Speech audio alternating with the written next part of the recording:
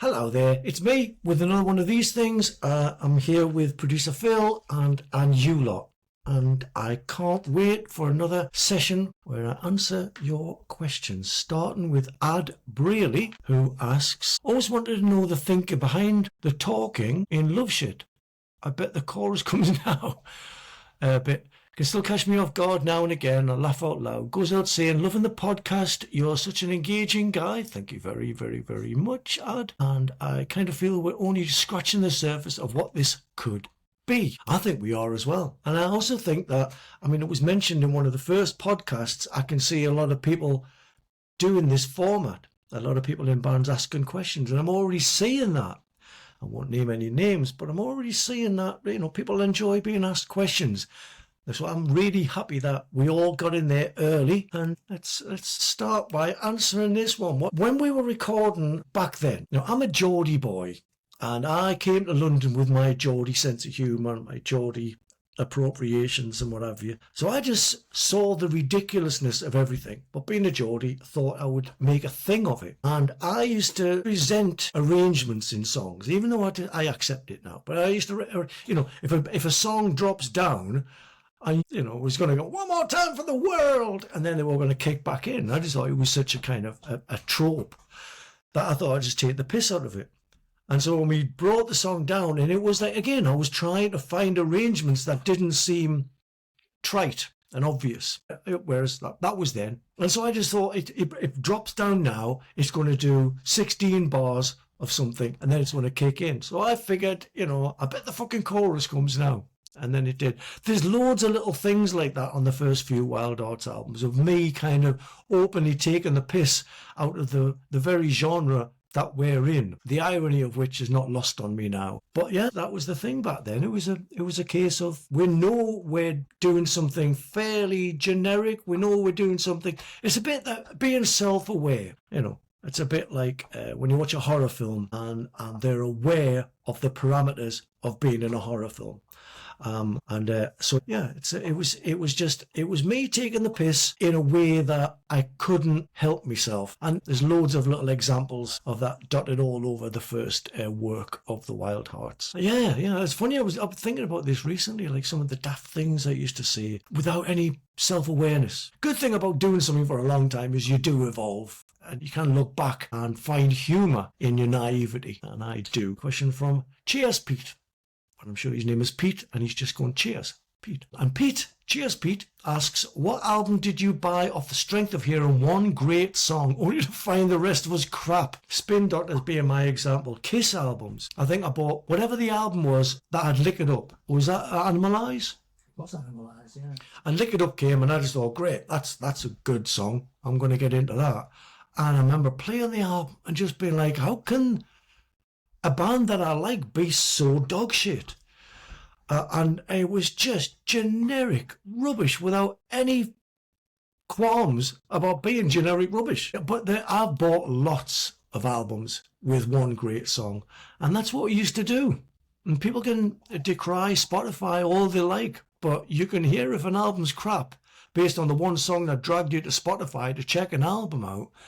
Whereas before, it cost you money to find out that an album was crap. But yeah, whatever you've got to say about Spotify, it's saving you a fucking fortune. Even though it's costing me a fortune, it's saving you a fortune by being able to test the wares before you invest. And there used to be, God, there's been billions of albums that I've bought based on the strength of one song. And it shows no sign of changing. And I remember Connie Bloom telling me once, and he worked with a big producer that I wouldn't say the name anyway, but I can't remember. But he said the art of making an album is you have a couple of singles, a couple of decent deep cuts, and then some crap. And he said, and it makes the singles pop, and it makes the deep cuts a bit more interesting, but you've got to have a certain amount of shit on an album, a commercial album, if you want it to sell. And I just thought, I took this on board, and I've been listening since then to a lot of my favourite albums going, he's right, there is some deliberately placed crap on here to make the good stuff pop, and it didn't do the sales any harm. You can look at an album like, all right, The song Iron Fist is as good as anything that Motorhead ever recorded. But what a fucking terrible album. Almost said, well, we've wrote one good song. Let's just stick any old shit out. So yeah, I think that is quite the thing. Rob asks, I just saw Queens of the Stone Age live in the Catacombs film. What's the weirdest place you've ever played or recorded, and are there any unique locations you would love to? There's one place that we were booked, and it was just about the time the last lineup were falling apart, so we never played the gig. But it was in a place called the Devil's Arse, which is a cave. I forget where it is. Somewhere, is it Ripon? Producer Phil's going to find out where the Devil's Arse is. But the Devil's Arse is just this amazing cave. And I'd seen Half Man, Half Biscuit play there, and I was just like, I want to play here. And I never did. And I want to. One day we will play the Devil's Arse, and it's just a fantastic place. But some of the weirdest, we've played a lot of weird places. I mean, the one that springs to mind was just a weird environment. We got asked to play a Hell's Angels bash, and it paid really well, and we were assured that, I've just been informed the Devil's Arse is in the Peak Cavern in Derbyshire, and go down there, because it's just a lovely place to visit, even if there's no one playing. We played this Hell's Angels meeting, and it sounded on paper really exciting, because it was all the Hell's Angels from all over the world congregating in this one place. That's, wow, what a thing. But we went on stage, and literally the Hells Angels were hanging out with people they hadn't seen for years. Why are they going to stop talking and look at a band? Which is exactly what happened. They couldn't have give less of a shit. The fact that the whole place was Hells Angels. So the whole place didn't give a shit. And there was one kid, I think, dancing on the dance floor, like those embarrassing videos you see of bands playing weddings. And it was weird because we played perfectly. It was one of the tightest and most vibey gigs in the world. I've never played to an audience that could have give less of a shit if fucking Metallica were on the stage. So that was a weird one. And I also played, this one's quite cringe. I also played when I was solo doing the acoustic, whatever you call the folky thing, with on Ghost in the Tanglewood. There was me, Jace Edwards, Styx on cajon, and his wife, Sophia, on backing vocals. It was a great sounding collective of people. And we played on this festival, and we got booked as the headliners in this tent. And I just thought, whoa, things are going well. And I didn't realise that we got booked as the headliners in this festival because no one wanted to play this festival because Bruno Mars was headlining on the main stage. I'd never even heard of Bruno Mars. I was just like, what the fuck can it...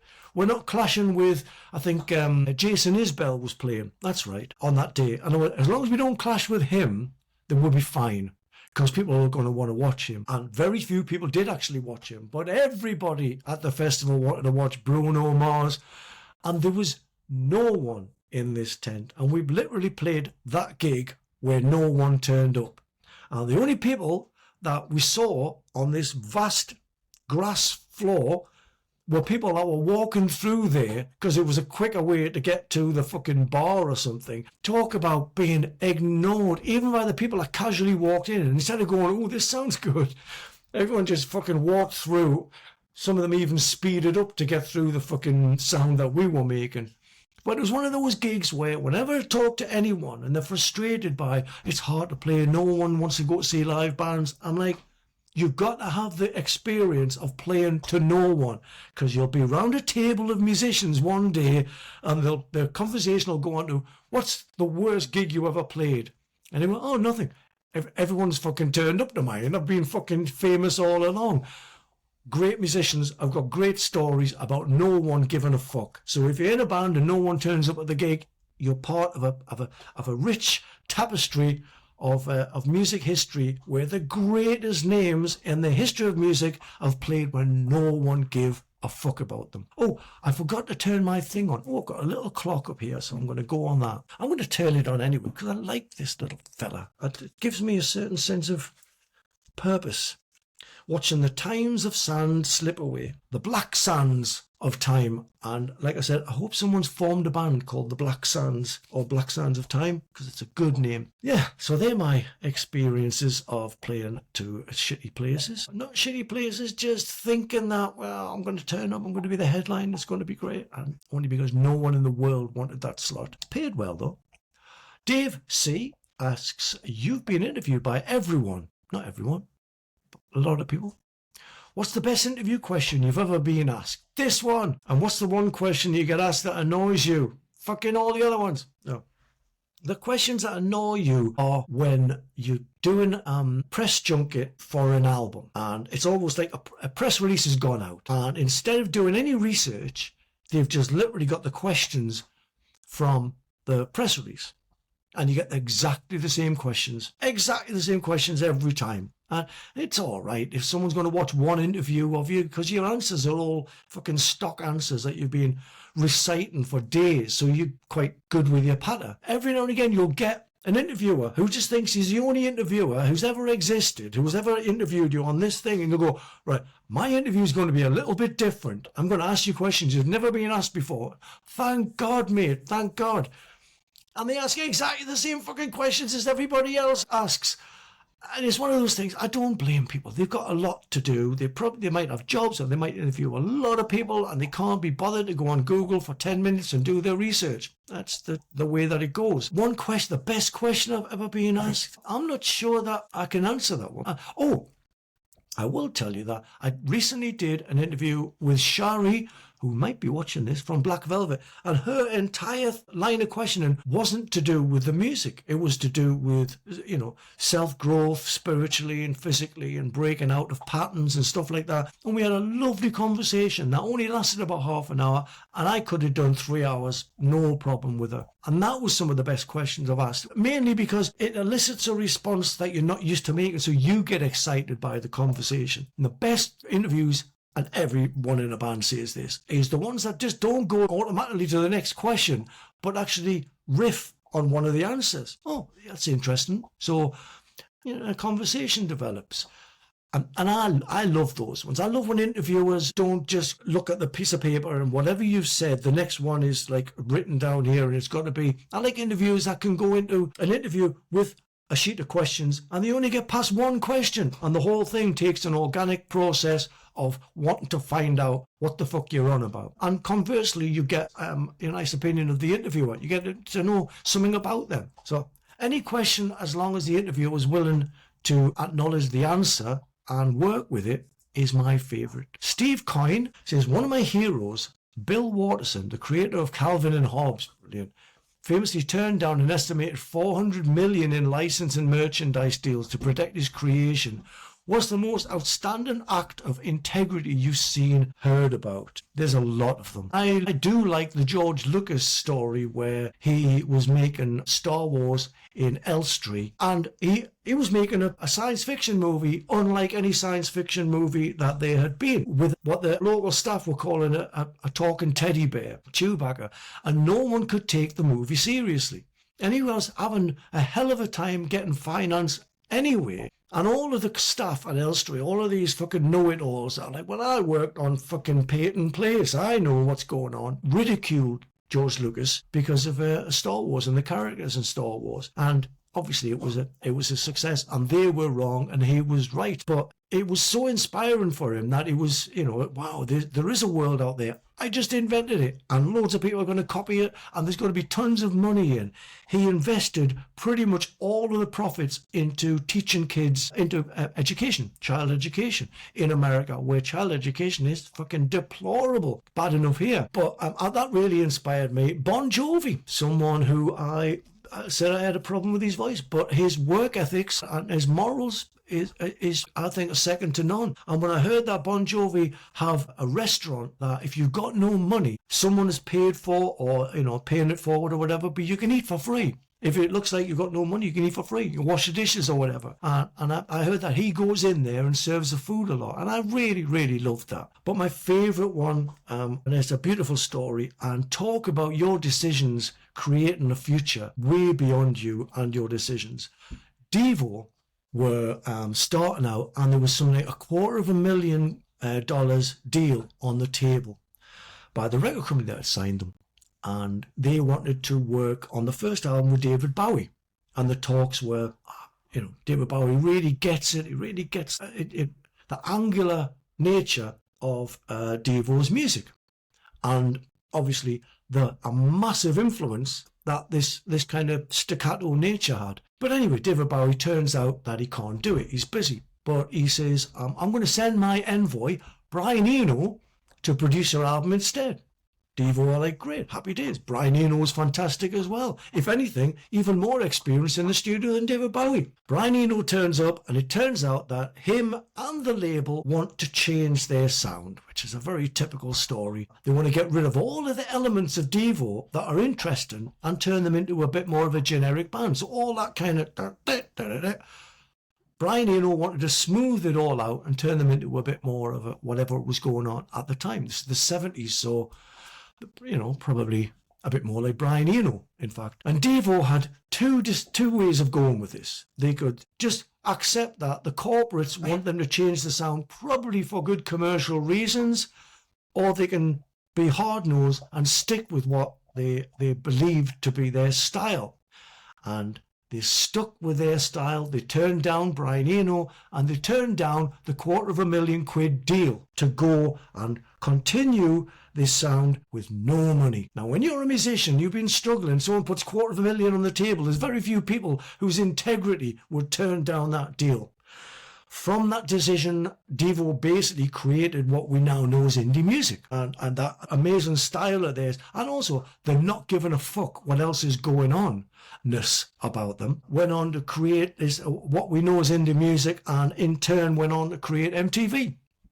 You know, and bands like the Pixies and stuff like that. So Devo changed the course of history by turning down this fantastic offer because it meant them compromising their integrity. And that's always been something that when there's been decisions I had to make based on what the record deal company wanted to do and what I wanted to do, namely the way they wanted to market the Wild Hearts and turn us into a bit more of a generic what was going on at the time. And I turned down a lot of money and a lot of chances to sound like the Wild Hearts. And this was based on the inspiration of Devo turning down that huge deal. So yeah, whatever you do is inspiring what other people do, whether you know it or not. I do strongly believe that. Joe asks, have you ever met Shannon Hoon? No, I don't know much about Shannon Hoon. Remind me of the band. Blind Melon. I never heard Blind Melon. That one song that was on MTV all the time, but it was at that time where I was busy with the Wild Hearts, and we were doing a lot of gigs, a lot of recording, and a lot of drinking. Awful lot of drinking, and not many things on MTV were really popping out to me. There was Blind Melon, there was a lot of the, Pearl Jam and Soundgarden was going on at the time. There was another band everyone talks about, Mother Love Bone, and it just bypassed me. Wasn't enough in there, and it was also sandwiched with a lot of really crap bands like Puddle of Mud and things like that, where I was just like, look, if you look like that, if you've got a flannel shirt on, you've got long kind of hippie hair, chances are I'm not going to like what you do. Loved Nirvana, loved Kurt Cobain, but everything that was a spin-off of Nirvana I didn't like. I thought it was a shit version of Nirvana. I don't know if Blind Melon were good or not. It never got to me enough to want to listen to the album. So I never met him. Maybe I did meet him. It was confusing times. We did spend a fair bit of time in Seattle, so I probably went out and hanging out with them. But no, I don't remember anything about them or their music. I gather they're really good, but they're one of them bands like Tool or Clutch. There's nothing there that makes me go, oh, I want to get into that. And there you go. That's the beauty of personal taste.